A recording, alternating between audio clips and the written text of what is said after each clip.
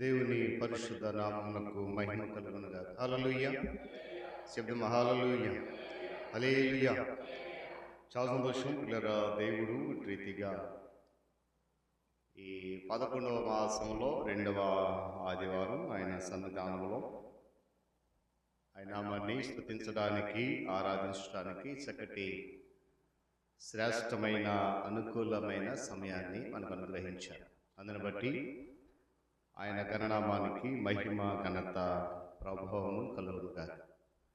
చేరువచ్చిన మీ అందరికీ, సంఘ నాయకులైన వారికి, మరి మన మధ్యలో ఉన్నటువంటి మరి ప్రియ అమ్మ పరంజ్యోతి గారికి, విశాఖపట్నం ఉన్నటువంటి ప్రియులు జార్జి గారు, కవిత గారు, బిడ్డల వారి కుటుంబానికి, నూతనంగా మన మధ్యలో కుటుంబం ఉంది సహోదరి దేవి వారి కుటుంబానికి ప్రభు నామములో వందనాలు తెలియజేస్తా ఉన్నాను. దేవుని వాక్యాన్ని ధ్యానం చేద్దాం. చదువుకున్నటువంటి వాక్య భాగం కొరింథీయులకు రాసిన మొదటి పత్రిక 15వ అధ్యాయము 57, 58 వచనాలలో, ఈ 2 వచనాలలో పౌలు భక్తుడు కొరింథీ సంఘానికి తెలియజేసినటువంటి మాటను కనుక మనము గమనిస్తే, అక్కడ 2 మాటలు ఈరోజు ప్రాముఖ్యంగా మనము ధ్యానం చేద్దాం. 2 మాటలు ప్రాముఖ్యంగా మనము ధ్యానం చేద్దాం. ఏంటి మాటలంటే, ఒకటి చూడండి, 57వ వచనంలో యేసుక్రీస్తు మూలముగా మనకు జయము అనుగ్రహించుచున్న దేవునికి స్తోత్రం. 58వ వచనంలో చివరి మాట ఏంటనంట, మీ ప్రయాసము ప్రభువునందు వ్యర్థం కాదు. 2 మాటలు ఈరోజు మన జీవితంలో చక్కగా దేవుడు నెరవేరుస్తున్నాడు. అన్ని విషయాలలో కూడా ఆయన మనకు విజయాన్ని అనుగ్రహిస్తున్నాడు. అపవాది మనతో పోరాడుతున్న ప్రతి సమయంలో, అపవాది మన ఆత్మీయ జీవితాన్ని వెనుకకు లాగుతున్న ప్రతి సందర్భంలో కూడా దేవుడు మనతో ఉండి మన పక్షా నుండి యుద్ధం చేసి జయాన్ని అనుగ్రహిస్తున్నాడు. దేవుని స్తోత్రం కలుగును. చూడండి, దేవుని కొరకు మనం చేసేటువంటి కార్యాలు ఎప్పటికీ వ్యర్థం కాదు. నమ్మిన వారు స్తోత్రం చెప్పాలి. నేను చెప్పిన మాట అర్థమైందా? మనం దేవుని కొరకు చేసే పనులు ఏవైతే ఉన్నాయో, ఆ కార్యాలు ఏవైతే ఉన్నాయో అవి ఎప్పటికీ కూడా వ్యర్థము కాదనే సత్యాన్ని మనం గమనించాలి. ఆయన సన్నిధిలో మనం చేసేటువంటి ప్రార్థన కానీ, ఆయన సన్నిధి పేరట మనము ఇతరుల పట్ల చూపించేటువంటి ప్రేమ కానీ, ఆయన కోసం చేసేటువంటి ఇతర పనులన్నీ కూడా ఎప్పటికీ వ్యర్థము కాదు. గమనించాలి. ఎందుకంటే ఆయన చేసేటువంటి ఆ అద్భుతాలు బైబిల్లో చక్కటి మాట్లాడుతుంది కదా. పౌలు అంటాడు, దేవుడు మనుషుల కొరకు చేసేటువంటి కార్యాలు కంటికి చెప్పాలి, కంటికి కనబడవు, చెవికి వినపడవు, హృదయానికి అలాంటి అద్భుత కార్యాలు చేస్తున్నాడు. కనుక మనము ఆయన కొరకు చేసేటువంటి ప్రేమ కార్యాలు ఏవైతే ఉన్నాయో అవి ఎప్పటికీ వ్యర్థము కాదు అనే సత్యాన్ని గమనించాలి. అంతేకాకుండా ప్రభు పేరిట మనము ఇతరుల పట్ల చూపించేటువంటి ప్రేమకు తప్పకుండా ఫలం అనేది ఇస్తాడు. దేవుని నుండి మనము ఫలము పొందుకోవాలి అని అంటే ఇతరుల పట్ల మనం ఏం చేయాలంట? దేవుడు చూపించే ప్రేమను మనము చూపించాలి. ఈరోజు చాలామంది జీవితాల్లో ఆ ఫలాలు ఉండట్లేదు. కారణం ఏంటంటే ప్రేమ సన్నగిలిపోతున్నటువంటి పరిస్థితి కనబడతాం. మత్తయి అక్కడ మాట అంటాడు, అక్రమము విస్తరించుట చేత అనేకుల ప్రేమ చల్లరిపోతుందంట కదా. చూడండి, ఈ 58వ వచనంలో మీ ప్రయాసము ప్రభువునందు వ్యర్థము కాదు. ఇది చాలా ప్రోత్సాహకరమైనటువంటి మాట. ప్రతి విశ్వాసిని కూడా అనుదినము ప్రోత్సాహపరిచేటువంటి మాట. ఎందుకంటే దీనికి భిన్నంగా ఈరోజు ప్రజలందరూ కూడా చేసేటువంటి కొన్ని పనులు వారి యొక్క సౌలభ్యం కొరకు చేసినటువంటి పనులు, తమ ఆరోగ్య విషయంలో, తమ హోదా విషయంలో, లేక తమ ఆర్థిక స్థితిని మెరుగుపరుచుకోవడానికి ఎంతో తీవ్రంగా కృషి చేస్తూ ఉన్నారు. ఏమంటే అయితే వాటిలో వారు చేసేటువంటి ప్రయాస ఒకవేళ వ్యర్థమైపోవచ్చేమో, కానీ ఆత్మీయ జీవితంలో ప్రభు కొరకు మనం చేసే ఏ పని కూడా వ్యర్థము కాదు. చూడండి, మనం ఆరోగ్యం కొరకు చాలా జాగ్రత్తలు తీసుకుంటాం, అయినా కూడా ఏదో ఒక సందర్భంలో అనారోగ్యం అనేది వస్తుంది. అది కావాలని కొన్నిసార్లు మనం చేసుకుంటాం, కొన్నిసార్లు అనుకోకుండా అనారోగ్యం వస్తుంది. కొన్నిసార్లు మన హోదా విషయంలో, మన ఆర్థిక విషయాల్లో, మన పరిస్థితులను మెరుగుపరిచే క్రమంలో చాలా కృషి చేస్తూ ఉంటాం. ఆ ప్రయాస చాలా మటుకు వ్యర్థంగానే ఉంటుంది. కానీ ప్రభు కొరకు మనం ప్రయాసపడితే ఆ ప్రయాస ఎప్పటికీ వ్యర్థము కాదు. చూడండి, ప్రతి సంవత్సరం మనము కానుకల పండుగ జరుపుకుంటున్నాం. నిన్న కూడా చక్కగా జరిగాం. ప్రతి సంవత్సరం కూడా నా యొక్క ఆలోచన ఏంటంటే, ఎప్పుడు కృతజ్ఞత పండుగ జరిగినా నేను ఒకటే గురితో ముందుకు వెళ్తాను. ఏంటంటే, ఎప్పుడైనా ఈ మాట ముందుకు నేను చదువుతాను. ఈ కానుకల పండుగ పని ప్రారంభించే ముందు తప్పనిసరి ఈ మాట చదువుతాను. ఏమంటానంటే, మీ ప్రయాస ప్రభువునందు వ్యర్థము కాదు. దేవుని స్తోత్రం కలుగును. ఘనముగా జరిగిస్తాడు దేవుడు. ఎక్కడ కూడా ఏ ఆటంకం లేకుండా. మేము సుదూర ప్రాంతాలు ప్రయాణం చేసి వస్తూ ఉంటాం, పెద్దలు నేను కలిసి. ఎక్కడ కూడా ఏ ఆటంకం కూడా జరగకుండా దేవుడు అద్భుతంగా జరిగిస్తూ ఉన్నాడు. మన గత దినాన్ని అయితే ఇంకా సంతోషం. ఎందుకంటే మన సంఘ సభ్యులందరూ కూడా విశాఖపట్నం మొదలుకొని పాలకొండ, అందరూ శ్రీకాకుళం, అందరు సభ్యులు కూడా సంఘానికి వచ్చారు. అంటే ఎందుకు ఈ మాటని జ్ఞాపకం చేస్తానంటే, ప్రభు కొరకు మనం చేసేటువంటి ఏ పని కూడా వ్యర్థము కాదు. అందుకే విలియం కేరీ గారి కొరకు గతంలో ఒక మాటను జ్ఞాపకం చేశాను. దేవుని కొరకు మనం ఏం చేయాలంట? గొప్ప కార్యాలు తలపెట్టాలి. ఆయన నుండి గొప్ప కార్యాలు ఆశించాలి.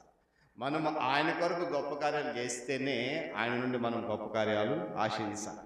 చూడండి, మన యొక్క దైనందిన జీవితంలో ప్రాముఖ్యంగా శారీరక విషయాలు గమనించినప్పుడు ఆహార నియమాలు పాటిస్తూ వ్యాయామం చేస్తాం. ఇంకా ఎన్నెన్నో విషయాలు లోక సంబంధం కొరకు ప్రయాసపడుతూ ఉంటాం. అలాంటి వాటి విషయంలో ప్రసంగి భక్తులకు చక్కటి మాట రాశాడు. చూడండి, మొదటి అధ్యాయము 14వ వచనంలో ఒక చక్కటి మాట. మొదటి అధ్యాయము ప్రసంగి గ్రంథము 14వ వచనం. అదేనండి, చదవండి. సూర్యుని కింద జరుగుచున్న క్రియలనన్నిటినీ చూచితిని, అవి అన్నీయు వ్యర్థములే. అవి ఒక్కడు గాలికై ప్రయాసపడినట్టున్నాయి. ఆ పై వచనం కూడా చదువుదాం, రెండవ భాగాన్ని, 13వ వచనం. ఆకాశం క్రింద జరుగు నంది అంతటిని జ్ఞానము చేత విచారించి గ్రహించుకున్నటకై నా మనస్సు నిలిపితిని, వారు దీని చేత అభ్యాసం అందవలనని దేవుడు మానవులకు ఏర్పాటు చేసిన ప్రయాసము బహు కఠినమైన. దేవుని స్తోత్రం కలుగును. మనము లోక సంబంధ విషయాల కొరకు పడే ప్రయాస అంతా కూడా ఎలా ఉందంట? వ్యర్థము. అక్కడ అన్నాడు కదా, సూర్యుని క్రింద జరుగుతున్న క్రియలన్నిటి నేను చూశాను, అవన్నీ వ్యర్థములే. అవి ఒకడు గాలికై ప్రయాసపడినట్టున్నాయి. మనము దేవుని పని కాకుండా లోక సంబంధ విషయాలలో ప్రయాసపడితే అవన్నీ కూడా ఏమనుంటాయంట? వ్యర్థమే. నువ్వు ఎంత కష్టపడు, నువ్వు ఎంత డబ్బులు ఖర్చు పెట్టు, నీ జ్ఞానం అంతా కూడా ఉపయోగించు, కానీ ఎట్టి పరిస్థితుల్లో కూడా అది వ్యర్థమే అని దీనికి వాక్యం చాలా సూటిగా జ్ఞాపకం చేస్తూ ఉంది. అయితే మనం పడేటువంటి ప్రయాస వ్యర్థం, కానీ ఒకే ఒక పనిలో మాత్రము ఎంతగానో కృషి చేయడం అనేది చాలా ప్రాముఖ్యం. అది ఏంటి అని అంటే, ఆ పని దేవుని కొరకు మనము నిలబడటం. దేవుని కొరకు పని చేయాలి, దేవుని కొరకు నిలబడాలి, దేవుని కొరకు బ్రతకాలి.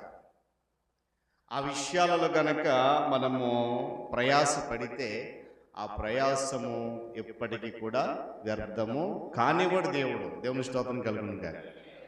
మనం చాలాసార్లు ఒక వాక్యం జ్ఞాపకం చేస్తూ ఉంటాం, నమ్ముట నీ వలన అయితే నమ్మువానికి. నేనైతే మాట చెప్తాను, ఆ మాట మనం కేవలము చెబుతాం కానీ చెప్తాం కానీ నమ్మం.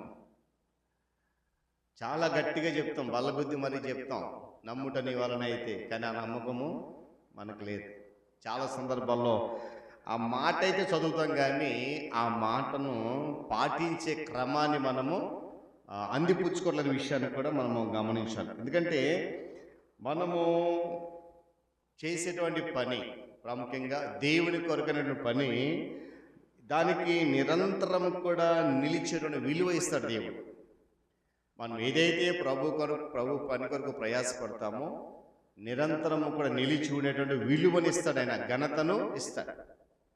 మనం ప్రభు కొరకు, నేను ఎప్పుడు మాట చెప్తూ ఉంటాను, మనం ప్రభు కొరకు పని చేయకుండా, దేవుని కొరకు ప్రయాసపడకుండా, ఏమంటే దేవుని వాక్యాన్ని అనుసరించడానికి ఇష్టపడకుండా దేవుడు మన జీవితాల్లో విలువనివ్వాలంటే అది ఎంత మాత్రం కూడా జరగదు. మనం ప్రభు కొరకు ప్రయాసపడితేనే ఆ విలువ అనేది. ఎందుకంటే మనం ఈ లోక యాత్ర తరువాత భవిష్యత్తులో మనందరికీ తెలుసు కదా, ఈ జీవితము శాశ్వతము కాదు. మనకి నూతనమైనటువంటి జీవితం ఉంది. భవిష్యత్తులో మరలా సజీవంగా లేవస్తాము. ఆ సజీవులుగా లేచినప్పుడు ఇహలోక సంబంధాలతో మనకి పని లేదు. కేవలము ఆ నిత్యరాజ్యములో యుగయుగాలు ప్రభువుతో ఆనందించే పరిస్థితి మాత్రమే ఉంటుంది. బాధలు, కష్టాలు, కన్నీళ్ళు, ఇంకో మాట ఉంటుంది అక్కడ ఏముండవంట, ఆకలి దప్పులు ఉండవు, ఆకలి దప్పులు ఉండవు. అలాంటి ఒక స్థితి మనకి ఇస్తాడు. అప్పుడు ప్రతి వ్యక్తికి కూడా తగినటువంటి ప్రతిఫలము లేక వారు పడినటువంటి ప్రయాసకు తగిన ఫలితాన్ని దేవుడు అక్కడ ఇస్తాడు. దేవుని స్తోత్రం కలుగును కాక. అక్కడ మనకు దొరుకుతుంది. కానీ వ్యర్థం కాని పనేంటి అనేది మనం గమనించాలి. వ్యర్థము కాని పనేంటి అని అంటే, మనము దేవునికి వ్యతిరేకమైన కార్యక్రమాలు ఏవైతే ఉంటాయో అవన్నీ కూడా పక్కన పెట్టాలి. ఏది వ్యర్థము కానిదని అంటే, నీవు నేను ప్రభు కొరకు ఖచ్చితంగా నిలబడమే వ్యర్థము కాని పని. ప్రభు కొరకు బ్రతకాలి. మనం అందుకే కదండి మారు మనసు పొందుకున్నాం, బాప్తిజం పొందుకున్నాం, రక్షణలో నడుస్తున్నాం. దానికంటే ముందుగా క్రీస్తు వారిని స్వరక్షకునిగా అంగీకరించాం. ఎందుకు? ఈ పని మన జీవితంలో వ్యర్థము కాదు. ఒకవేళ ఇది వ్యర్థము అయితే ప్రపంచంలో ఎంతమంది ప్రభు దగ్గరికి వచ్చేవారు కాదండి. వస్తారా? చెప్పాలి, వస్తారా? లోకంలో ఇప్పటికీ మనం గమనిస్తున్నాం, లోకంలో ఉన్నదంతా కూడా వ్యర్థమని ఎరిగి అనేక మంది ప్రభు దగ్గరికి తరలి వస్తూ ఉన్నారు. మన చుట్టుపక్కల ప్రాంతాల్లో ఒకవేళ ఆ మారుమనసు అనుభవం రావట్లేదేమో, కానీ ఇంకా అనేక ప్రాంతాల్లో ఈ లోకంలో ఉన్నదంతా కూడా వ్యర్థము అని గుర్తెరిగి, వ్యర్థము కానిది ఒకటి ఉంది, అది ప్రభు మార్గం అని గుర్తించి ప్రభు మార్గంలోకి వచ్చిన వారు అనేక మంది మనం చూస్తున్నాం. గమనించాలి ప్రియులారా, మనం అది గమనించాలి. ప్రభులో ఉన్న ఆ ప్రయాస, ప్రభు కొరకైనటువంటి ప్రయాస అంటే ప్రభు యొక్క బలముతో ఆయన ఆదేశాల మేరకు చేసేటువంటి ఆయన పని, ఆ పనిలో నమ్మకస్తులుగా ఉండాలి. అందుకే పౌలు భక్తుడు తిమోతికి వ్రాస్తూ ఒక చక్కటి మాటను చూడండి. మొదటి తిమోతి పత్రిక 2వ అధ్యాయంలో ఒక చక్కటి మాటను చూడండి. మొదటి తిమోతి పత్రిక 2వ తిమోతి రాసిన పత్రిక 2వ అధ్యాయం 2వ వచనం చదవండి. నీవు అనేక సాక్షుల ఎదుట నా వలన వినిన సంగతులను ఇతరులకు బోధించుటకు సామర్థ్యము గల నమ్మకమైన మనుష్యులకు అప్పగించు. దేవుని పని కొరకు మనం ఏముండాలంట? నమ్మకం కావాలి. దేవుని పని చేయడానికి మనలో సామర్థ్యము కావాలి. నేనైతే ఒక మాట చెప్తాను, దేవుడు ఆయన పని చేయడానికి మనకి ఎంత సామర్థ్యాన్ని ఇచ్చినా కూడా అది ఆయన పనికి మనము ఉపయోగిస్తాం. మన యొక్క లోక సంబంధం విషయాల కొరకు చాలా ప్రయాసపడతాం. లోక సంబంధం విషయాల కొరకు మన సామర్థ్యం అంతటినీ ఉపయోగిస్తాం. కానీ దేవుడు మనకు అప్పగించిన పనిలో ఆ సామర్థ్యాన్ని ఉపయోగించము. రెండో మాట, ఆ నమ్మకత్వాన్ని కూడా కొనసాగించలేకపోతున్నాం. అలాంటప్పుడు మన ప్రయాస వ్యర్థమైపోవచ్చు అనే విషయాన్ని కూడా మనము గమనించాలి. ఏమండి, మానవ ప్రయాసం అంతా కూడా నిష్ప్రయోజనం అవడానికి 2 కారణాలు ఉన్నాయి. ఏంటంటే, భూమి మీద మానవునికి ఆ ఉనికిలో చాలా భాగము వంకరతనము, చెడుతనము. మరలా జ్ఞాపకం చేస్తున్నాను, భూమి మీద మానవుని యొక్క ప్రయాసము నిష్ప్రయోజనం అవడానికి 2 కారణాలు. మొదటిది ఏంటంటే భూమి మీద మానవుని ఉనికిలో ఉన్నటువంటి వంకర త్రోవలు మరియు అతని చెడుతనం, దానిని ఏ మానవుడు కూడా సరి చేసుకోలేడట. దానిని వారిలో ఉన్నటువంటి ఆ వంకర త్రోవలను కానీ ఆ చెడుతనాన్ని కానీ ఏ మానవుడు కూడా సరి చేసుకోలేడంట.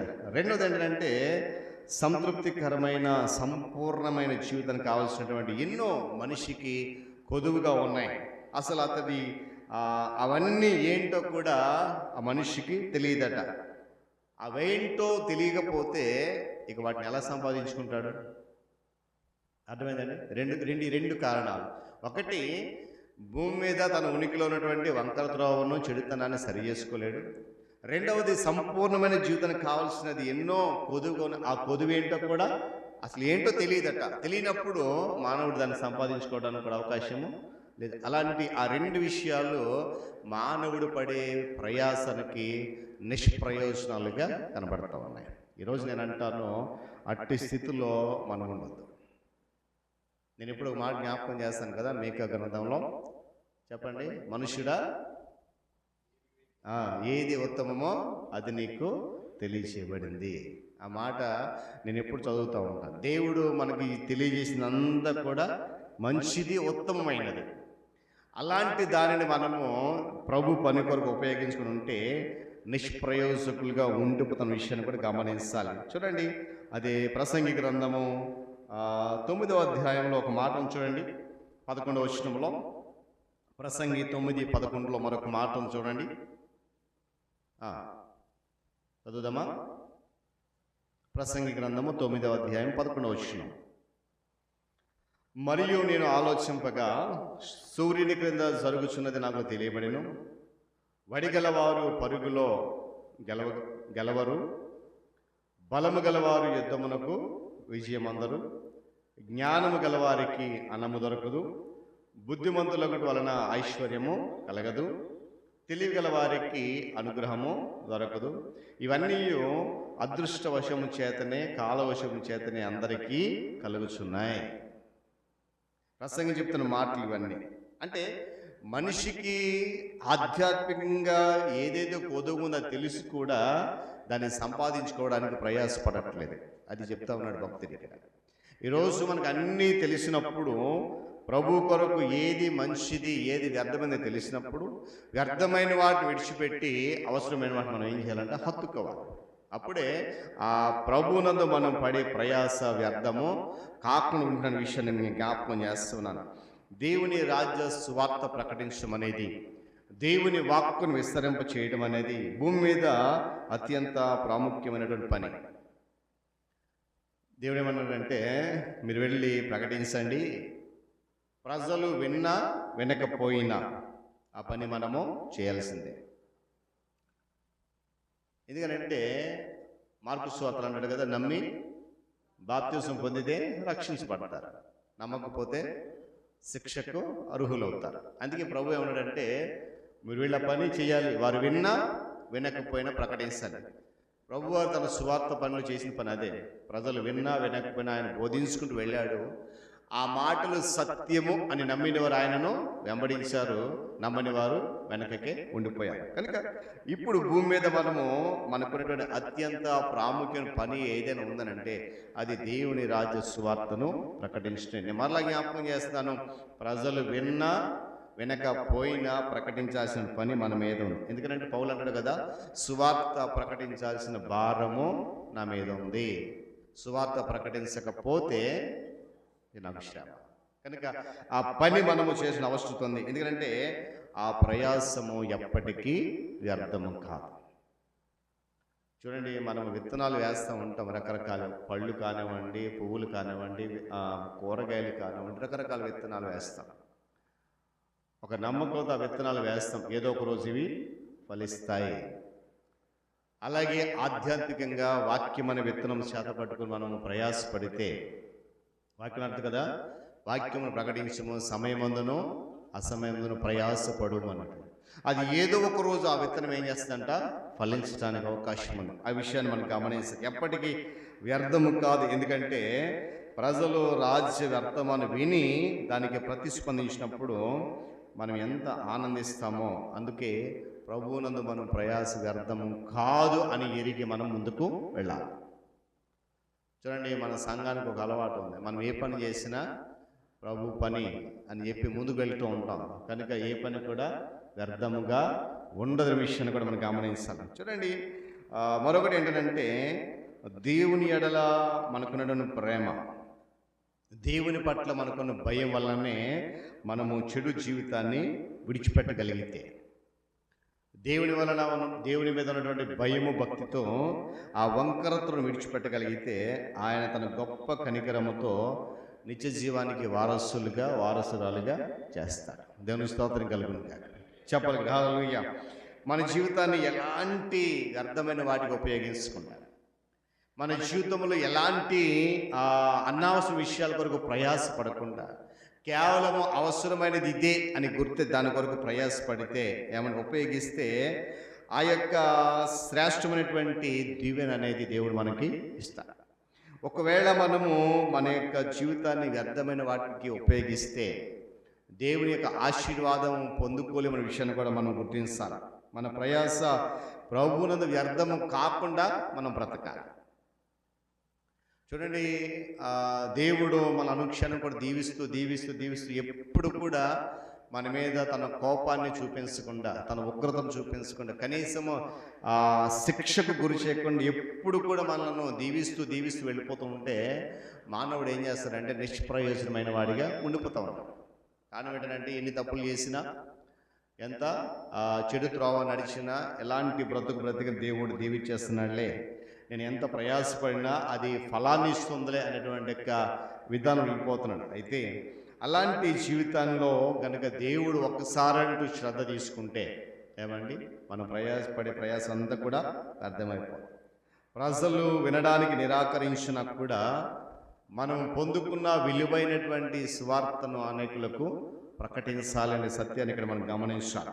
ఏమండి, మన యథార్థత, విశ్వసనీయత, మనలో ఉన్న ప్రేమ మనం ఏం చేయాలంటే దృఢంగా చేస్తాయి.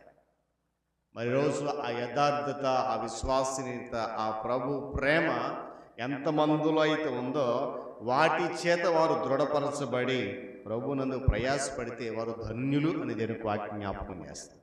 మరి రోజు మనం ఆ ధన్యుల వరుసలో ఉన్నామా? మనం ప్రభు కొరకు చేసే ప్రతి పని కూడా విలువైనదని సత్యాన్ని మనం గమనించాలి. రోమిలికి రాసిన పత్రిక 16వ అధ్యాయము 12వ వాక్యంలో ఒకటి మాట ఉంది.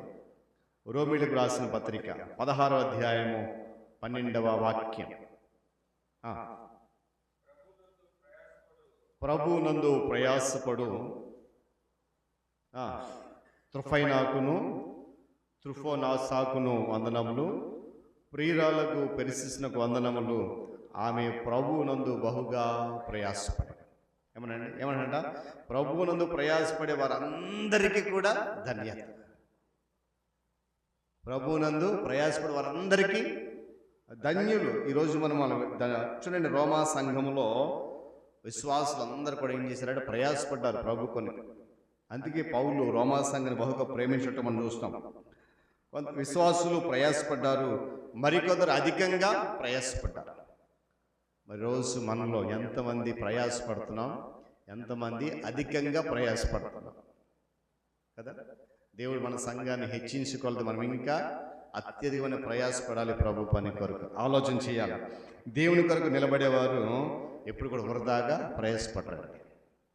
దేవుని కొరకు నిలబడేవారు ఎప్పుడు కూడా వృధాగా ఆలోచన చేయరు. అందుకనే చదవబడిన వాక్య భాగంలో కొరింథీయులకు రాసిన మొదటి పత్రిక 16:16 ఒక మాటను చదవండి. కొరింథీయులకు రాసిన మొదటి పత్రిక 16:16. కాబట్టి సహోదరులారా, అట్టి వారికి పనిలో సహాయం చేస్తూ ప్రయాసపడుచు ఉండు వారందరికీ మీరు విధేయులు ఉండవలనని మిమ్మల్ని బతిమాలుకొనుచున్నానని కొరింథీ సంఘంలో కొంతమంది చెప్తా ఉన్నారు. స్టెఫన్ ఇంటి వారికి చెప్తా ఉన్నాడు. ఏమనంట, మీరు ప్రయాసపడు వారికి ఏం చేయాలంట, సహాయం చేయాలి. ప్రయాసపడుతూ ఉండు వారికి విధేయులై ఉండాలి. ప్రభు పని కొరకు ఎవరైతే ప్రయాసపడుతున్నారో వారికి విధేయత చూపించాలి, ప్రోత్సాహాన్ని ఇవ్వాలి. ఒక మాట ఉంది కదా, వెళ్ళండి లేక వెళ్ళేవారిని పంపండి. ఈరోజు మనలో చాలామంది ఆ నినాదాన్ని పట్టించుకోవట్లేదు. వెళ్ళరు, ఇంకోటి వెళ్ళేవారిని వెళ్ళనివ్వరు కదా. వెళ్ళాలి, లేకుంటే వెళ్ళేవారిని పంపించాలి. మనము చాలా సందర్భాల్లో ఆ రెండు విషయాల్లో వెనకబడి ఉన్నాము అనేటువంటి సత్యాన్ని కూడా మనం ఒకసారి గమనించాలి.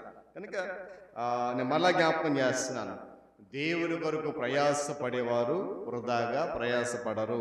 ఏమండి, పౌలు అంటాడు తిమోతితో, నీతిని, భక్తిని, విశ్వాసమును, ప్రేమను, ఓర్పుతో కూడిన సాత్వికని సంపాదించుకోవడానికి ప్రయాసపడు అంటాడు.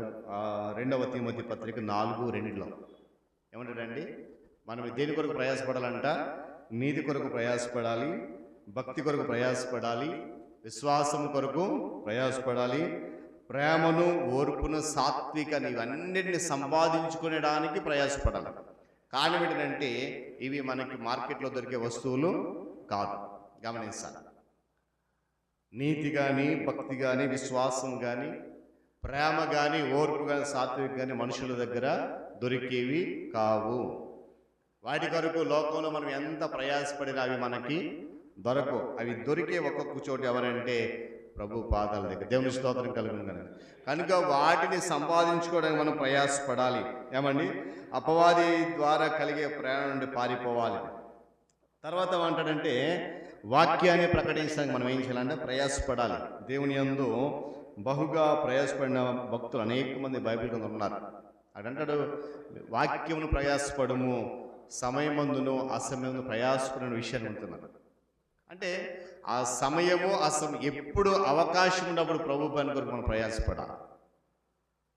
నేనేమంటానంటే మన పనులు చేసుకోవడానికి మనకే తీరికొండదు. కొన్నిసార్లు మన పనులు చేసుకోవడానికి మనకు అస్సలు తీరికొండదు.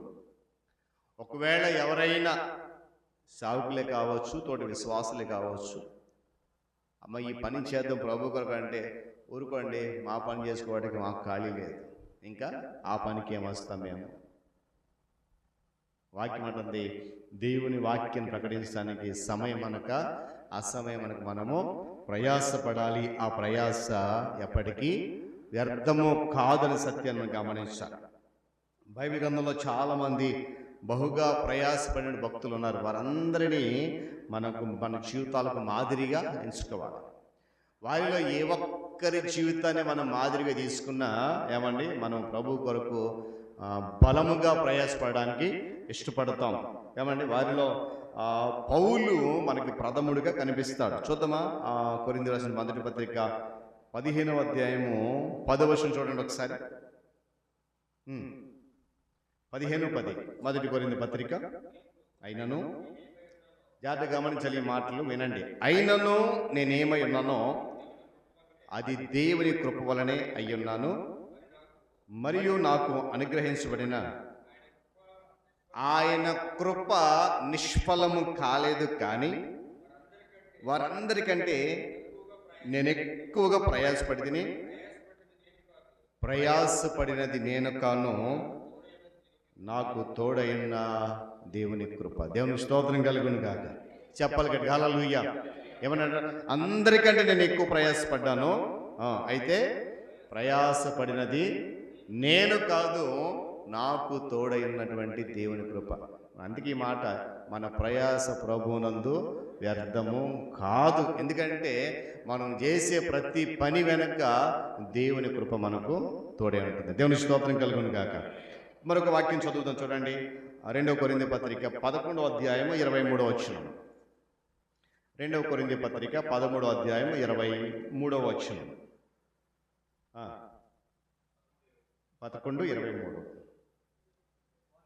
వారు క్రీస్తు పరిచారకుల వెర్రివాని వల్ల మాట్లాడుచున్నాను, నేనును మరి ఎక్కువగా క్రీస్తు పరిచారకులను మరి విశేషంగా ప్రయాసపడ్డాను.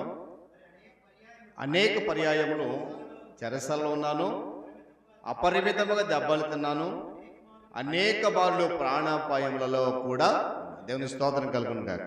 చూడండి, ప్రభు కొరకు ప్రయాసపడే విధానంలో పౌలు యొక్క గొప్ప సాక్ష్యం. అందుకే నేను అన్నాను పౌలు ప్రథముడు అని. ఎందుకంటే ఆయన ఏం చెప్పి అక్కడ మాట చెప్తున్నాడు, అనేక పర్యాయాలు చెరసాల్లో ఉంచబడ్డాడు, అపరిమితమైన దెబ్బలు తిన్నాడు, ప్రాణాపాయ స్థితిలో కూడా ఉన్నాడు ప్రభు కొరకు ప్రయాసపడే క్రమంలో. కనుక తన ప్రయాస ప్రభునందు ఎప్పటికీ వ్యర్థం కాలేదు కనుకే అనేక మంది విశ్వాసం ప్రోత్సాహపరిచే మాట ఆయన రాయగలిగాడు. దేవుని స్తోత్రం కలుగును గాక. ఆయన ప్రయాస ప్రభునందు వ్యర్థం కాలేదు కనుకే అనేక సంఘాలకు ఆయన లేఖలు రాయగలిగాడు. ఆ లేఖలలో అందరిని ప్రోత్సాహపరిచే మాటలు రాశాడు, కానీ ఎవరిని కూడా తక్కువ చేసి కించపరిచే మాటలు ఆయన రాయలేదు. అందుకే ప్రయాసపడే విషయంలో పౌలు భక్తుడు ప్రథమ స్థానంలో ఉంటాడు. దేవుని స్తోత్రం కలుగును గాక. ఇక చివరికి ఒక మాట జ్ఞాపకం చేసి నేను ముగిస్తాను. మనందరికీ తెలిసిన పదం, పేతురు భక్తుడు ఆ సముద్రంలో వల వేస్తున్నప్పుడు లూకాసు 5వ వచనంలో ప్రభు వచ్చినప్పుడు అంటాడు కదా, ప్రభు నీ యొక్క ధోనిని లోపలికి నడిపించు, నీ కుడి ప్రక్కన వలవేయి అన్నప్పుడు అక్కడ ఒక మాట అంటాడు ఆయన. చెప్పండి ఎవరైనా, ఒకసారి చెప్పండి ఎవరైనా. 5:5 లూకాసు 5:5 లూకాసు 5:5 సీమోను ఏలినవాడా. జాగ్రత్త గమనించండి, ఇక్కడ రాత్రంతయు మేము ప్రయాసపడ్డాము కానీ మాకేమీ దొరకలేదు, అయినను నీ మాట చొప్పున వలలు వేస్తాను. ఏమన్నానండి, ప్రభు వచ్చి ఆయన సువార్త బోధిస్తూ ఒక చక్కని మాట అన్నాడు కూడా. 4వ వచనం అంటారు చూడండి, ఆయన బోధించుటూ చాలించిన తర్వాత నీవు ధోనిని లోతునకు నడిపించి చేపలు పట్టుటకు మీరు వలలు వేయడని సీమోను చెప్పాడు. చెప్పిన వెంటనే సీమోను యొక్క సమాధానం ఏంటంటే, ప్రభువా చదవండి అన్నమాట, రాత్రంతా ప్రయాసపడ్డాం. ఏమన్నాడండి, రాత్రంతా ఈ సముద్రం మీద ప్రయాసపడ్డాం, చాలా కనిపెట్టాం, ఎంతో శ్రమించాం, కానీ ఫలితము రాలేదు. చాలా కష్టపడ్డాం, రాత్రంతా నిద్ర లేదు, అయినా కూడా ఏమీ దొరకలేదని చెప్పి బహుశా ప్రభు యొక్క మాటలు పేతురు భక్తిని బహుశా బలపరిచేయేమో. అంతేగా ఏమని, రాత్రంతా ప్రయాసపడ్డాను కానీ ఏమీ దొరకలేదు, కానీ అయినను నువ్వు చెప్తున్నావు కదా ఒక మాట, చూస్తాను ఒకసారి కదా. మనం చాలా సందర్భాలు స్వార్థకి వెళ్ళినప్పుడు ఈ మాట చెప్తాం. బహుశా మీరు ఎప్పుడైనా చెప్పారో లేదు నాకు తెలియదు, కానీ ఇంతమంది దేవుళ్ళు మీరు నమ్ముతున్నారు, కానీ ఒకసారి ప్రభు దగ్గరికి రండి, అక్కడెక్కడ వ్యత్యాసం ఏంటో గమనించండి, అక్కడ దొరకనేది ఇక్కడ దొరికేది ఏంటో ఆలోచన చేయండి. అంటే మేము సువార్త ప్రకటించేటువంటి క్రమంలో ఈ విషయాలు చాలామంది చెప్పేవాళ్ళం. కొన్ని చోట్ల వ్యతిరేకతలు వచ్చాయి, కొన్ని చోట్ల సానుకూల స్పందన కూడా వచ్చింది. అది ఇది మాట చెప్తున్నానంటే, ప్రభువు మీద నమ్మకం ఉంచి మనం ఏ పని చేసినా ఆ ప్రయాస వ్యర్థం కాదు. బహుశా పేతురు భక్తుని బలపరిచిన మాట అదే. నిజమే కదండి. వాస్తవానికి పేతురు చేపలు పట్టే విషయంలో చాలా నేర్పరి. ఉన్న శిష్యులందరిలో కూడా పేతురు భక్తుడు చాలా నేర్పరైన. చేపలు ఎక్కడ దొరుకుతాయి, ఏ సమయంలో దొరుకుతాయి, ఎక్కడ వలవేవి అన్నీ చాలా క్షుణ్ణంగా ఎరిగిన వ్యక్తి సముద్రం మీద. అలాంటి వ్యక్తికి రాత్రంతా ప్రయాసపడినా కూడా దొరకలే, కానీ ప్రభు మాట విన్నాడు, ఆ మాట ద్వారా బలపరచబడ్డాడు. ఏమండి, వెంటనే విస్తారమైన చేపలు పట్టాడు. నేను అంటాను, క్రీస్తు లేకుండా మనం ప్రయాసపడితే అది వ్యర్థమే. క్రీస్తు లేకుండా మనము ప్రయాసపడితే, ఆయన కాపుదల లేకుండా, ఆయన కృప లేకుండా ప్రయాసపడితే అది వ్యర్థమే. ఏమని, పునరుద్ధరణైన ప్రభువుని వారు ముందు గుర్తించలేకపోయారు, రక్షకుడైన ప్రభువుని గుర్తించారు, కానీ ఆయన మాటను నమ్మిన తర్వాత వారి ప్రయాస బహుశా వ్యర్థము కాదేమో అని ఎరిగి ప్రభు మాటను బట్టి వలలు వేశారు. అక్కడ మాట కదా, విస్తారమైన. చదవండి ఒకసారి ఆ మాట కిందకి, ఒకసారి ఆ మాట కిందకి చదవండి, ముగించుకుందాం. 5వ అధ్యాయం 5వ వచనం కిందకి చదవండి. అయినను నీ మాట చొప్పున వల వేస్తునని విస్తారమైన చేపలు పట్టి అందుచేత వారి వలలు పిగిలిపోవచ్చుండగా వారు వేరొక దోణులను తమ పాలివారు వచ్చి సహాయము చేయాలని చెప్పి సంజ్ఞలు చేసిరి. వారి వచ్చి 2 దోణులు మునుగునట్లుగా చేపలు నింపారు. దేవుని స్తోత్రం కలుగును గాక. చేపలకి హల్లెలూయా. ఏమండి, ఎందుకు మాట జ్ఞాపకం చేస్తానంటే, క్రీస్తు లేకుండా మనం ఎంత ప్రయాసపడినా వ్యర్థమే, కానీ ఆయన మాట మీద నమ్మకం మనం ప్రయాసపడితే రాత్రంతా ఒక్క చేప కూడా చాలా ప్రయాస, సముద్రం మీద బహుశా అంతా తిరిగి ఉంటాడు కానీ ఒక్కటి కూడా దొరక. కానీ ప్రభు మాట మీద నమ్మకంతో ఏమండి ఈయన శక్తిమంతులను గుర్తించి వలలు వేయగానే అక్కడ మాట ఉంది కదా, విస్తారమైన చేపలు పట్టాడు. ఎలాగంట, వారి వలలు పిగిలిపోయేంత చేపలు. తర్వాత ఒక మాట ఉంది కదా, వారు వచ్చి సహాయం చేసిన వాళ్ళు ఏం చేశారంట, దోణిలు మునిగిపోనట్లుగా చేపలు నింపేశారు. ఈరోజు మన జీవితంలో దేవుని ప్రేమ, దేవుని కృప, దేవుని కాపుదల నింపబడాలంటే ఏమండి, క్రీస్తుతో పాటు కలిసి ప్రయాసపడాలి. ఆయన లేకుండా మన ప్రయాస అంతా కూడా వ్యర్థమే. నేను మరలా జ్ఞాపకం చేస్తాను, పేతురు భక్తి యొక్క నమ్మకం, అతని యొక్క విశ్వాసం ఏమండి ఈరోజు మనం కలిగి ఉంటే కనుక, క్రీస్తు ప్రభు వారి యొక్క మాటలు మన జీవితంలో మనం అన్వయించుకోగలిగితే, ఆయన మార్గంలో మనం నడుస్తూ ముందుకెళ్తే, పౌలు చెప్తున్నట్లుగా అన్నిటిలో కూడా మనము విజయం సాధిస్తాము. రెండోది ఏంటంటే, మనం పడేటువంటి ప్రయాసము ఎప్పటికీ వ్యర్థము కాదు అని ఎరిగి ఆవిడ మాట ఉంటుంది, స్థిరులుగా ఉండండి. చదవండి ఒకసారి మాట, రోమపత్రిక మనం చదివిన వాక్య భాగంలో మాట చదవండి. కొరింథీ రాసిన మొదటి పత్రిక 15వ అధ్యాయం 58వ వచనం చదవాలి. 58వ వచనం, మీ ప్రయాసము ప్రభువునందు వ్యర్థము కాదని ఎరిగి, జాగ్రత్తగా గమనించలే మాట, మీ ప్రయాసము ప్రభువునందు వ్యర్థము కాదు అని ఎరిగి, స్థిరులను కదలేని వారును ప్రభు కార్యాభివృద్ధి యందు ఎప్పటికీ ఆసక్తులై ఉండండి. ఆ క్రమంలో మనం ముందుకు వెళ్దాం. పరిశుద్ధాత్మ దేవుడు తన కృపతో మనం నడిపించునుగాక. తలలో ఉంచుకొని మూసుకునండి, ప్రార్థన చేసుకుందాం. మహాగణుడును మహోన్నతుడైన మా తండ్రి, మీకు వందనాలు. మరొకసారి నీ పాద సముఖంలో మేమున్నాం. ఈ పరిశుద్ధ ఆదివారపు ఆరాధనలో మీ నామ ఘనత కొరకు మమ్మల్ని నిలబెట్టుకున్నాం. గడిచిన దినంలో ఆశ్చర్యకరంగా, అద్భుతంగా, మా అందరికీ సంతోషకరంగా, దీవెనకరంగా, ప్రాముఖ్యంగా నీ నామ ఘనత కొరకు జరిగించినటువంటి కృతజ్ఞతార్పణ పండుగను బట్టి స్తోత్రాలు.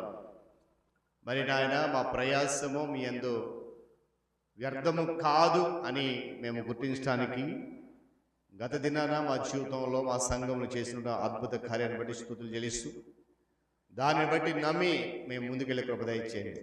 ఎప్పటికీ మా ప్రయాసం మీతో ఉంటే నాయన వ్యర్థము కాదని ఎరిగేటువంటి ఆ సత్యాన్ని గ్రహించి కృప దయచేయండి. మీరు లేకుండా మేము ఎంత ప్రయాసపడినా మా జీవితంలో అంత వ్యర్థమే. ఆ సత్యాన్ని గ్రహించి మీతో కలిసి నడవడానికి, మీతో కలిసి జీవించడానికి కృపను గ్రహించమని, విత్తబడిన మాటలు వింటున్న మా అందరి జీవితంలో నూరంతలు ఫలింపచేయమని, తదుపరి ఆరాధన క్రమంలో మీరు మాతో ఉండి ఘనత, మహిమ, ప్రభావాలు పొందమని యేసుక్రీస్తు వారి శ్రేష్టమైన నామములు అడుగుతున్నాను మా తండ్రి, ఆమేన్.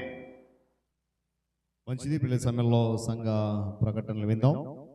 సంఘ అధ్యక్షులు ప్రియులు అనిల్ మాస్టర్ గారు సంఘ ప్రకటనలు మనకు తెలియజేస్తారు. దేవునికి వందనాలు. పాస్టర్ గారికి, అదేవిధంగా పాస్టర్ గారికి, మరి కూడి వచ్చిన సంఘ విశ్వాసులకు, అదేవిధంగా మధ్యలో అత్తయ్య గారు ఉన్నారు, అత్తయ్య గారికి, జార్జి గారి కుటుంబానికి, అదేవిధంగా మరి సచివాలయంలో, రొంపివలస సచివాలయంలో వాళ్ళు జాబ్ చేస్తూ కొరసవాడలో ఉంటున్నారు, ఆ వైఫ్ అండ్ హస్బెండ్ మన మధ్యకు వచ్చారు. వారి ఇరువురికి, అదేవిధంగా పాస్టర్ లూక్ గారు ఉన్నారు, వారికి, మరి కూడి వచ్చిన అందరికి కూడా వందనాలు తెలియజేస్తూ, మరి ప్రకటనలు ఈ విధంగా ఉన్నాయి. మరి షారోన్ ఒక సాక్ష్యం చెప్పింది బిగినింగ్లో. మరి సాక్ష్యం అంటే కొంతమంది రాలేదు, మరలా అది రిపీట్ చేస్తున్నాను. అందుకే మరి తనకి దేవుడు జాబ్ ఇవ్వడమే కాకుండా ఆ ఉద్యోగంలో కూడా ప్రమోషన్ కూడా అతి తక్కువ కాలంలో ప్రమోషన్ దయచేసిన విధానం గురించి మరి షారోన్ చెప్తూ తన గురించి, మరి తన జాబ్ గురించి ప్రార్థన చేయమంది. మరి అటు రీతిగా తన గురించి ప్రార్థన చేయాలని మీ అందరికీ కోరుతూ, మరి పాస్టర్ గారు వాక్యం విన్నాం. దేవుడు లేకుండా ఏమి కూడా మనం చేయలేం, ఏమి చేసినా కూడా అది నిష్ప్రయోజనమే కదా. చాలా చక్కగా చెప్తూ మరి పేతురు గారి గురించి అనేక విషయాలు, పౌలు గారి గురించి చాలా చెప్పారు. పాస్టర్ గారు ప్రత్యేక వందనాలు తెలియజేస్తూ ఉన్నాం. మిగిలిన ప్రకటన విధంగా ఉన్నాయి. మరి నిన్నను కృతజ్ఞతార్పణ పండుగ చాలా ఘనంగా మనం జరిపించుకున్నాం. మరి ఎటువంటి ఆటంకాలు లేకుండా, మరి దేవుని కృప వల్ల మరి ఏది ఇది ఫెయిల్ అయింది ఏది కూడా మనం చెప్పడానికి లేదు. ప్రతీది కూడా చాలా చక్కగా జరిగించుకున్నాం. అదేవిధంగా మనకి ఎవరికైతే మనం ఆహ్వానించామో అందరూ కూడా వచ్చారు, ఇన్వైటీస్ అందరూ కూడా వచ్చారు. దైవ సేవకులే 30 మంది ఉన్నారు, సుమారు వాళ్ళే 30 మంది ఉన్నారు. కొంతమంది అయితే సంఘాలతో పాటు వచ్చారు. స్థలం లేకపోవటం పైన కూడా ఇచ్చాము, ప్లేస్ ఇవ్వడం జరిగింది. అదేవిధంగా మరి చాలా దూర ప్రాంతాలు, విశాఖపట్నం అయితేనేమి, శ్రీకాకుళం, పాలకొండ చుట్టుప్రక్కల వీళ్ళందరూ కూడా మనకి వచ్చారు. చాలా సందడిగా కూడా నిన్న కార్యక్రమం జరిగింది.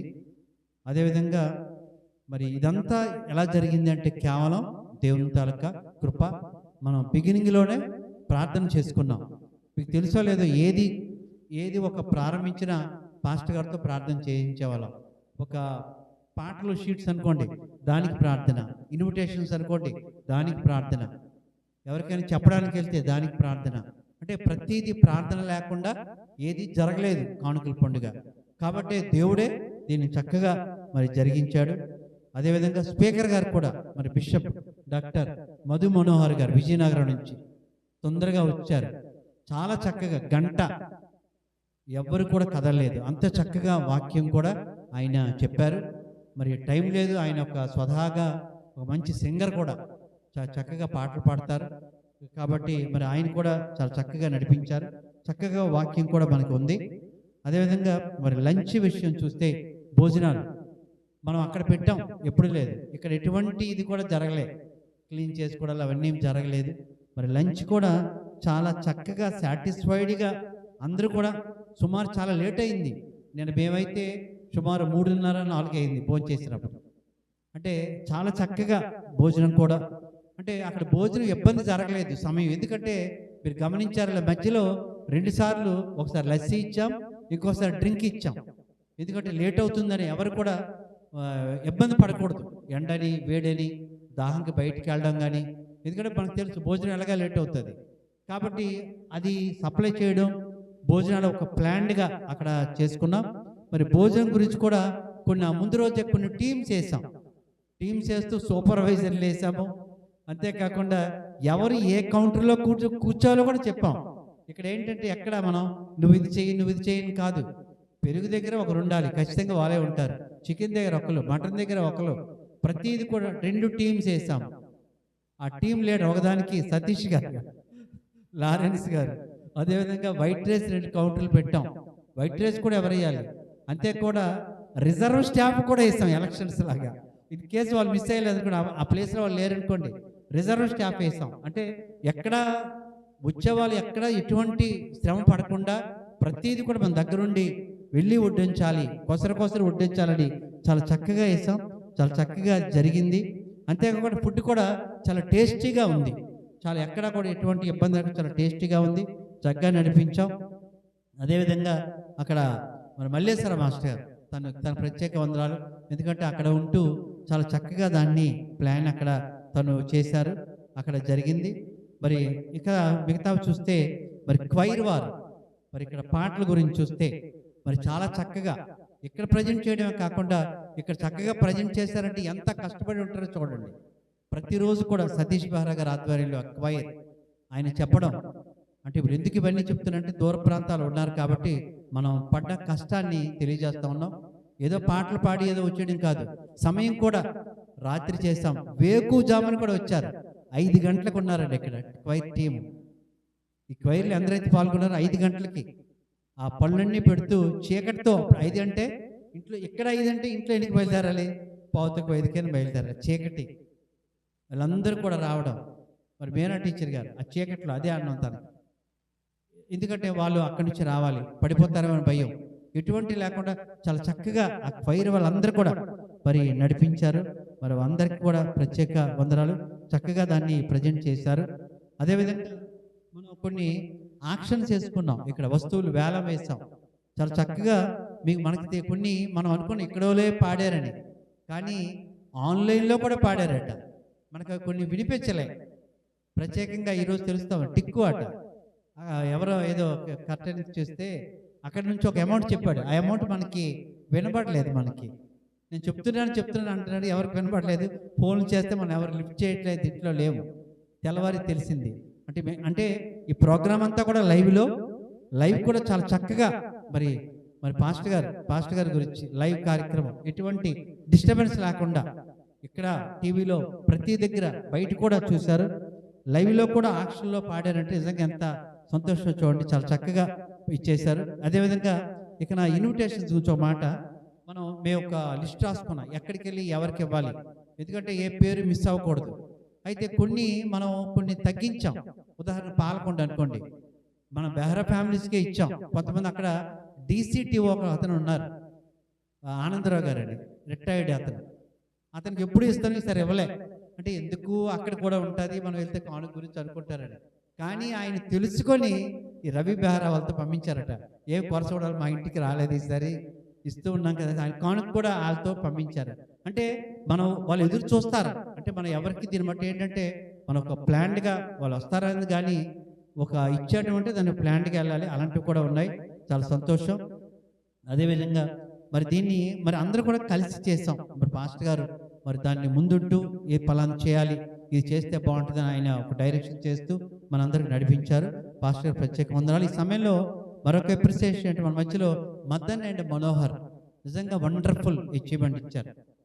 మనోహర్ రెడీ మదన్ మనోహర్ ఒకసారి క్లాప్ కొట్టండి వాళ్ళకి. నిజంగా ఏది మొయ్యమన్నా ఏది చేయనా, ఆ మదన్ అయితే హైదరాబాద్ నుంచి వచ్చేసాడు ఆ డ్యూటీ చేస్తూ, రాజారావు సల్లమ్మ గారి కుమారుడు. అదేవిధంగా వాళ్ళు చేస్తూ ఏ పనైనా అక్కడ అది మొయ్యడం అని కానీ ఏది కానీ వాళ్ళు చాలా చక్కగా ఇచ్చేశారు. సావిత్రి రోల్ కూడా అప్రిషియబుల్, చాలా చక్కగా స్టార్టింగ్ నుంచి అందరూ ఉన్నాం. అదేవిధంగా వీళ్ళందరికీ ఇవన్నీ చేస్తామంటే కలిసి మనం చేస్తూ ఉన్నాం. అదేవిధంగా లేపాక్షి మహిమ వాళ్ళు కూడా తన డ్యూటీస్ మానేసి వాళ్ళు కూడా రావడం, ఇవన్నీ కూడా చాలా చక్కగా దేవుడు నడిపించారు. ఒకరని కాదు, లేదు అంటే పేర్లు చెప్పడం అని కాదు, కానీ ప్రతి ఒక్కరికి అందరికీ కూడా సంఘస్థులందరికీ కూడా ఇక్కడ కూర్చునే వాళ్ళకి, ఇంకా ఈరోజు తక్కువ మంది వచ్చాం ఎందుకంటే అలసిపోయాం కాబట్టి వాళ్ళకి చాలా చక్కగా అవన్నీ చేసుకున్నాం. వాళ్ళందరికీ ప్రత్యేక వందనాలు. ఇకపోతే కానుక గురించి ఒక మాట. కానుకలు ఇంకా మనకి వస్తూనే ఉన్నాయి. ఈరోజు కూడా కొన్ని వచ్చాయి. నిన్న మన ఫోన్లో ఉండిపోయాను తెలియదు. విజయనగరం నుంచి ప్రశాంతి 2000 రూపాయలు పంపించింది. అదేవిధంగా ప్రణయ్ 1000 రూపాయలు పంపించారు. అదేవిధంగా విశాఖపట్నం నుంచి తుమ్మి రాణి తను కూడా 1000 రూపాయలు పంపించింది. అదేవిధంగా ఒక నేమ్లెస్ 200 ఉంది. తర్వాత సోని సావిత్రి కుమార్తె సోని 300 రూపాయలు తను కూడా కానుక పంపించింది. అయితే ఇవన్నీ కానుకలు మనకేంటంటే సంవత్సరం వెంబడి దేవుడు అభివృద్ధి చేస్తూనే ఉన్నాడు. ఈ సంవత్సరం రికార్డ్ బ్రేక్ అంతా ఇప్పుడు రాలేదు, దాన్ని 2 లక్షల అంటే ఇప్పుడుతో కలిస్తే 2,65,000 వచ్చిందండి. ఇప్పుడు అలాగ మనకి ఎప్పుడు డెవలప్ అవుతూనే ఉంది. 2,65,000 వచ్చింది. ఇదంతా దేవుని కృప. అదే నిన్న అనుకున్నాం, మనకి ఆల్రెడీ ఫిక్స్డ్ డిపాజిట్ 18 లక్షలతో ఉంది. దీన్ని కూడా కలిపి ఒక 20 లక్షలకి ఒక ఎఫ్డి అదే లారెన్స్ గారు చెప్పాము చేయమని, అది సోమవారం కానీ మంగళవారం సీనియర్ సిటిజన్ పేరుతో ఈ 20 లక్షలు ఎఫ్డి ఫిక్స్డ్ చేస్తే మనకి ఎప్పుడు పనికి వస్తుంది. దాన్ని అది ఫిక్స్డ్ చేస్తామనే సంగతి కూడా మీకు తెలియజేస్తూ ఉన్నాం. అదేవిధంగా ఇంతటి చక్కగా ప్రతి కార్యక్రమం ఎవరికి మిస్ అవ్వకుండా దైవ సేవకులకి గిఫ్ట్లు ఇవ్వడంలో కానీ ఏది కానీ చక్కగా మనం ఇచ్చుకున్నాం, అందరితో ఇప్పించాం. ఈ విషయంలో మనకి పాస్టర్ గారి డైరెక్షన్ చాలా మంచిది. ఈ సమయంలో పాస్టర్ గారికి చిరు అప్రిషియేట్ ఇద్దామని కూడా మేము ప్లాన్ చేస్తున్నాం. సతీష్ గారు బయట ఉన్నారు, వస్తారు. తర్వాత ఇంకా చెప్పాలంటే మన మధ్యలో లలితక్క రేపు తను క్యాంప్ వెళ్తూ ఉన్నారు. తను అన్నారు కేవలం దీని గురించి ఉన్నారు, తన క్యాంపు రేపు తన కుమార్తె గురించి వెళ్తారు. తన ఆరోగ్యం గురించి అందరికీ మనకు తెలుసు. లలిత గురించి ప్రార్థన చేయండి. తన క్యాంప్కి వెళ్ళి మరలా క్షేమంగా మన మధ్యకు రావాలి. సో ఇవన్నీ కూడా ఏవైతే చెప్పానో ఇవన్నీ గురించి కూడా మీ అనుదిన ప్రార్థనలో గుర్తు చేసుకుంటారని కోరుతూ, చివరిలో కూడా అక్కడ చాలామంది అందరు వెళ్ళిపోయారు. కొంతమంది గ్రూప్ ఫొటోస్ కూడా తీసుకున్నారు, చక్కగా జరిగింది. అందరు వెళ్ళేటప్పటికి ఇక్కడ నుంచి లెఫ్ట్ అయినప్పటికి బయట వాళ్ళందరూ పాల్గొనందరూ 4:35 అయిపోయింది. సో తర్వాత ఇవన్నీ కౌంట్ చేయడం జరిగింది, అది కూడా మీకు లైవ్లో పెట్టాము. సో అందరికి కూడా మరొకసారి సమయం అవుతుంది కాబట్టి మరొకసారి వందనాలు చెల్లిస్తూ ఈ సమయంలో పాస్టర్ గారి చిన్న అప్రిషియేషన్ సతీష్ గారు రావాలి ఒకసారి. చిన్న పాస్టర్ గారికి చిరు కానుక. లారెన్స్ గారు సార్, పాస్టర్ గారు రండి సార్.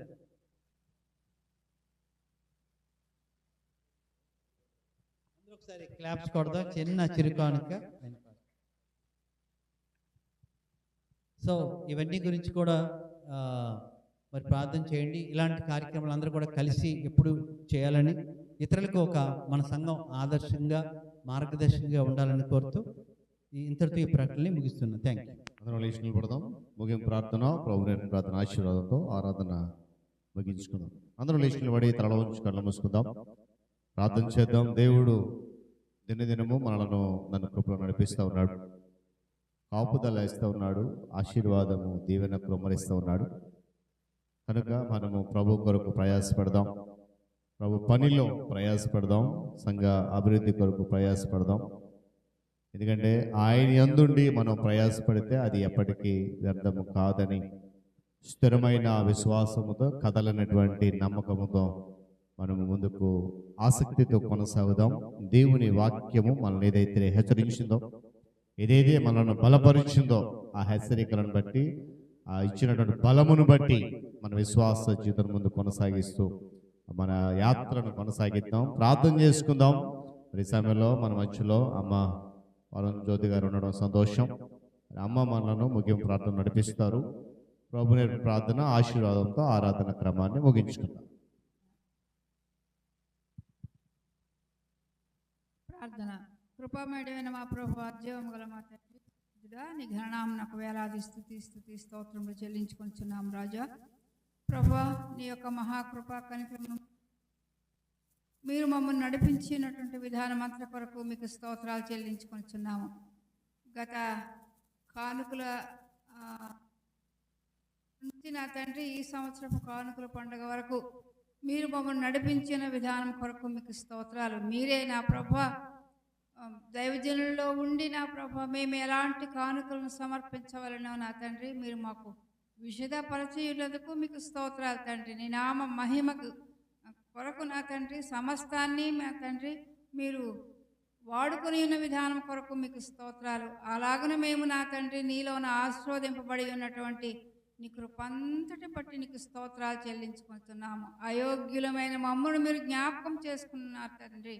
ఈరోజు ఈ రీతిగా మేము నా తండ్రి ఉండగలగడానికి మీరు నా ప్రభువా నడిపించారు తండ్రి, మీకు స్తోత్రాలు తండ్రి. ఈవేళ నా ప్రభువా నిదాసును నీవు మరుగుపరిచావు నా తండ్రి, మరుగుపరిచి నా తండ్రి నీ వాక్యాన్ని మాకు అందించి ఉన్న తండ్రి కృప కొరకు మీకు స్తోత్రాలు చెల్లించుకొనిచున్నాను.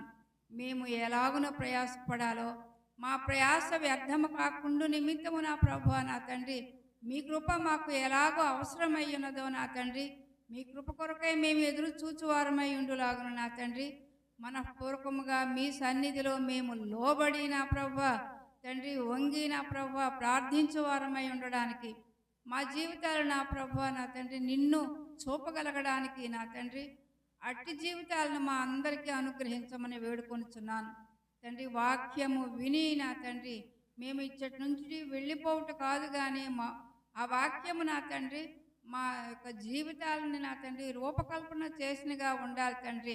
మేము నీ స్వారూప్యములోనికి నా తండ్రి మేము మార్చబడాలి ప్రభువా.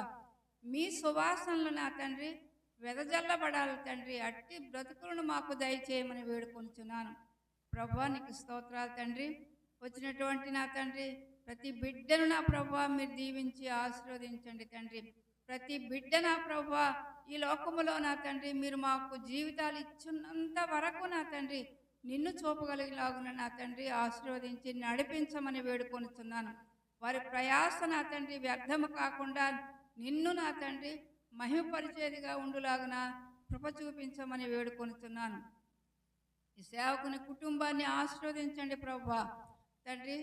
తన యొక్క భార్యను నా తండ్రి కుమార్తెను నా ప్రభువా నా తండ్రి తన సేవలో పాలిభాగస్తులుగా ఉంటుండగా నా ప్రభువా నీ కృపలో వారు నా తండ్రి అత్యున్నతమైన స్థానములో నిలవబడడానికి నా తండ్రి అనేకమైనటువంటి ఆత్మలను ఉత్తేజపరచువారుగా ఉండడానికి అనేక మంది ఆత్మలను నా తండ్రి నీ మందలో కలిపేవారుగా ఉండడానికి తండ్రి అట్టి ప్రయాస వారికి దయచేయమని వేడుకొనిచున్నాను. నీ కృపలో నా తండ్రి ఈ సంఘాన్ని నడుపుతున్న పెద్దలందరినీ నీ వివేకముతో నింపి నడిపించమని వేడుకొంటున్నాను. సంఘముకు వచ్చే ప్రతి బిడ్డను నా తండ్రి నీవు ఆశీర్వదించి నీ మెండైన మేళతో నింపబడిన వారమై నా తండ్రి మేము ఇచ్చటి నుంచి నా తండ్రి మా గృహములకు వెళ్ళులాగన మీ కృప కనికరములతో నింపమని మా ప్రభువును నీ ప్రియకుమారుడైనటువంటి యేసయ్య శ్రేష్టమైన నామములో వేడుకొనుచున్నాను తండ్రి. ఆమేన్. పరమ తండ్రి అయిన దేవుని ప్రేమ, ఆయన కుమారుడును మన రక్షకుడైన యేసుక్రీస్తు వారి యొక్క కృప, ఆదరణకర్తగా ఉన్నటువంటి పరిశుద్ధాత్మ దేవుని సన్నిధి కాపుదల చేరవచ్చిన మనకు, మన కుటుంబాలకు, సంఘానికి, ఆయనను ప్రేమిస్తున్న పరిశుద్ధులందరికీ ఆయన రాకడ పర్యంతము తోడై ఉండి నడిపించును గాక. ఆమేన్.